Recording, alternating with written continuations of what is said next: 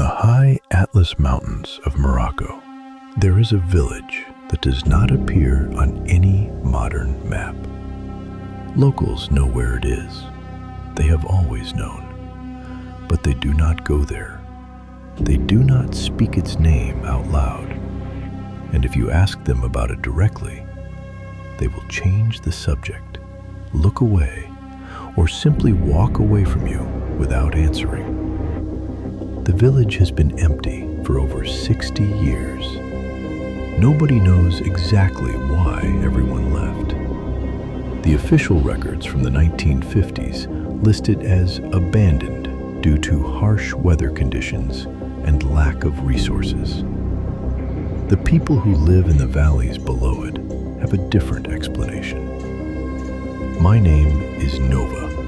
This is Sahara Shadows, and this is the story of the cursed village of the High Atlas, the place Moroccans refuse to name, and the 3 separate groups of outsiders who went up to find out why.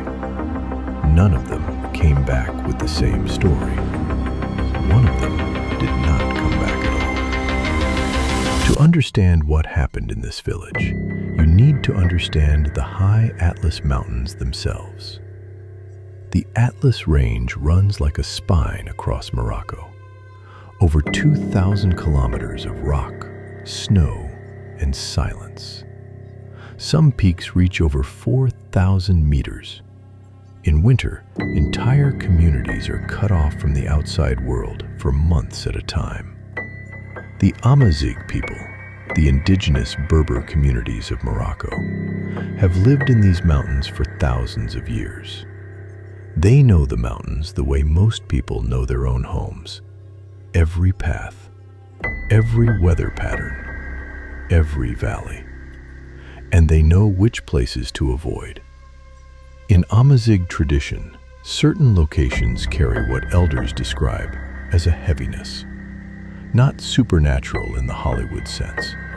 Something more specific. A weight that accumulates in places where something went wrong and was never resolved. Where the balance between the living and the dead was broken and never repaired. The village in question sits at approximately 2,400 meters elevation, on a southern-facing slope of the High Atlas, accessible only by a single narrow path that takes 4 hours to climb on foot. It has a name in the local Amazigh dialect. I will not use it here. The people who live below it asked researchers specifically not to publish it. That request will be respected. I will call it simply the High Village. The High Village was inhabited continuously for at least 400 years before its abandonment. At its peak, it housed approximately 300 people across 40 families. Stone houses built directly into the mountainside. A single mosque. Communal water channels carved from the rock. A cemetery on the eastern edge of the village, facing the sunrise. In 1961, a regional administrator conducting a census found the village completely empty. Not abandoned in the usual sense. Not gradually depopulated over years as younger generations left for the cities. Empty. Completely. Suddenly. Cooking fires had been extinguished. Personal belongings were left in the houses. Furniture remained. Clothes hung on walls. In several houses, meals had been prepared and left on tables. The food long since rotted, but the plates and cups still arranged as if someone had been about to sit down and eat. The administrator's report described it as the most unsettling thing he had encountered in 15 years of field work. He noted that the cemetery had been recently used. Fresh graves, no names on the markers, and around the perimeter of the village. He described what appeared to be a boundary line of some kind, marked with stones and wooden stakes driven into the ground, forming a complete circle around the village. Someone had built a barrier, whether to keep something out or to keep something in. the administrator could not determine. The first group of outsiders to investigate the High Village were 3 French anthropologists in 1987. They were studying Amazigh architecture and had heard references to the abandoned village from local guides who refused to take them there. They went alone. Their field notes from the climb describe a normal ascent. Clear weather. No unusual observations. The notes from inside the village are different. The first entry is dated and timed precisely. 1432. Their arrival at the village perimeter. The handwriting is normal, methodical, academic. The second entry is timed at 1458, 26 minutes later. The handwriting of the lead anthropologist, a woman named Dr. Isabelle Marché, is noticeably different, larger, less controlled. She wrote, "Something is wrong with the light here. It is the same time of day, but the shadows are falling in the wrong direction." Pierre says, "I am imagining it. I am not imagining it." The third entry has no timestamp. The handwriting is unrecognizable as the same person. It says only, "We should not have crossed the stones." The 3 anthropologists returned to the valley that evening. Dr. Marché refused to discuss what had happened inside the village. Her 2 colleagues gave separate accounts that contradicted each other on every significant detail. What they had seen, how long they had been inside, what had caused them to leave. Dr. Marché published nothing about the visit. She left academic fieldwork entirely within the year. In a personal letter to a colleague, made available after her death in 2019, she wrote one sentence about the High Village. She wrote, "The boundary was not built to keep something inside the village. It was built to mark where the village itself ends and where something else begins." The second group arrived in 2003. 4 young Moroccan hikers from Marrakesh, urban, educated, self-described skeptics who had heard the local stories and decided to document them for a travel blog. They brought cameras. They live-streamed part of the ascent. The footage from inside the village was never posted. When asked why, one of the 4, the only one who would speak publicly about the trip, said the footage was unusable. Not corrupted, not lost. Unusable. He described the footage as showing things that were not there when they filmed them, and not showing things that were. He was specific about one detail.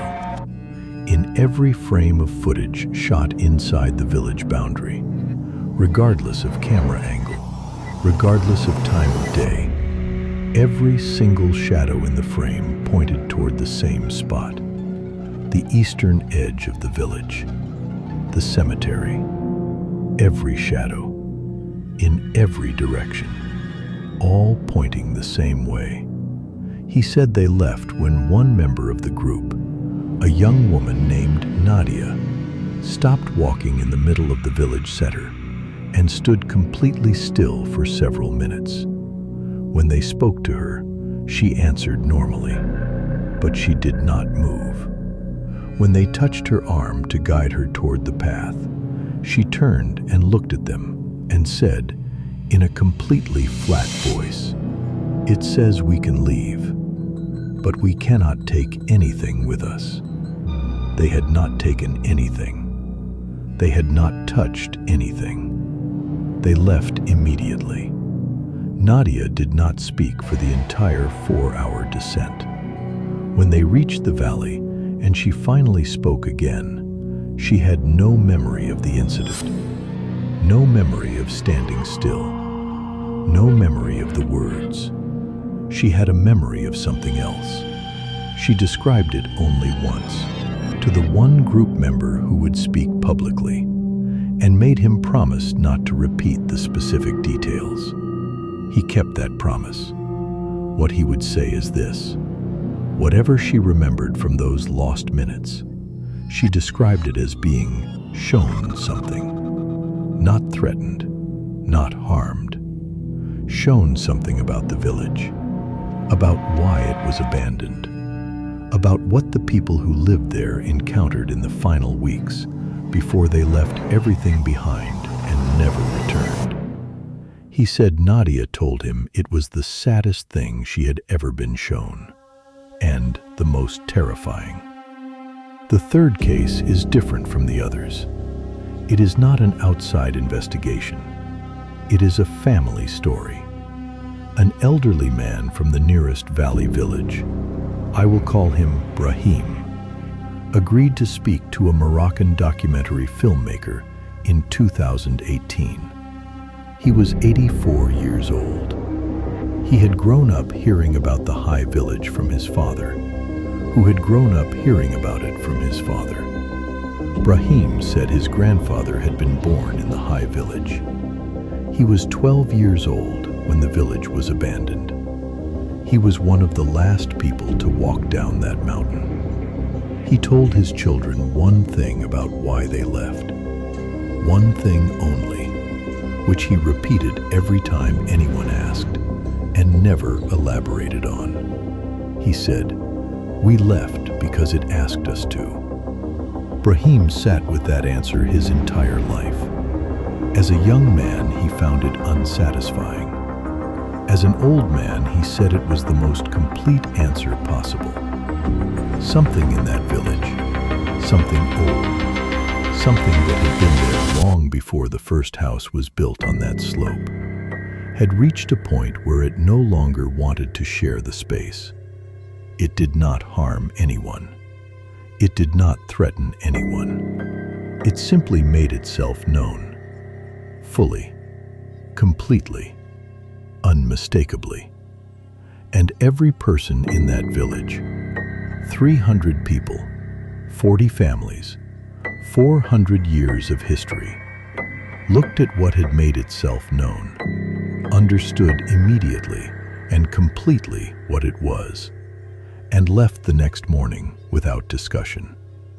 No debate, no argument, no one stayed behind. 300 people walked down a mountain and never went back.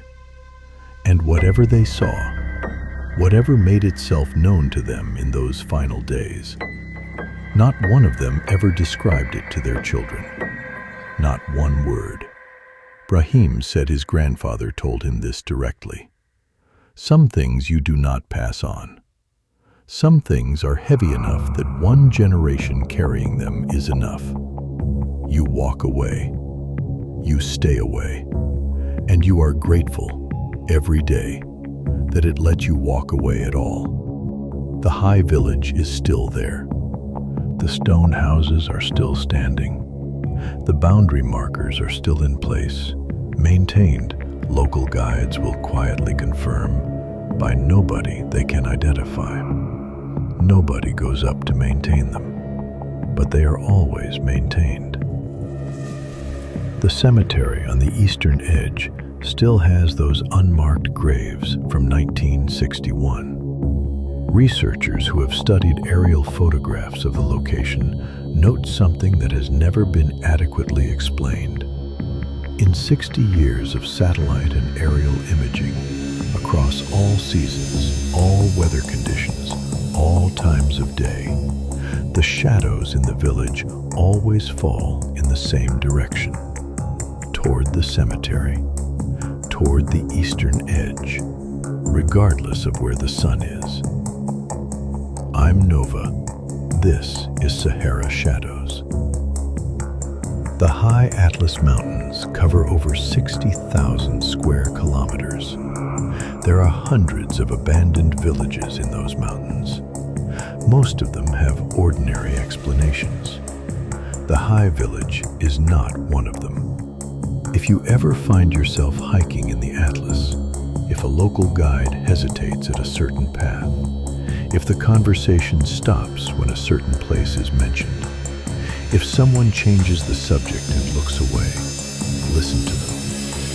Some boundaries exist for reasons that predate our ability to understand them.